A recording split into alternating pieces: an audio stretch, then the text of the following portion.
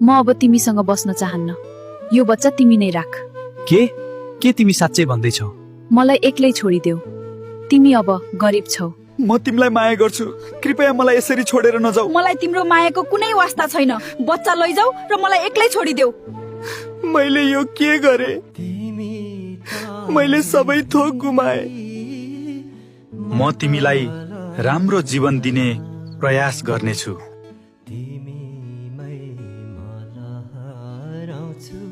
उसले सबै थोक नष्ट गर्यो, तर म किन अझै पनि उहाँको वास्ता गर्दैछु? म क्षमा चाहन्छु।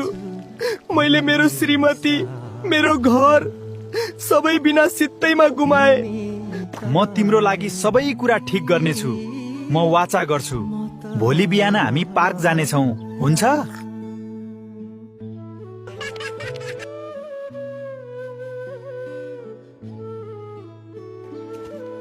तपाईँ यहाँ के गर्दै हुनुहुन्छ?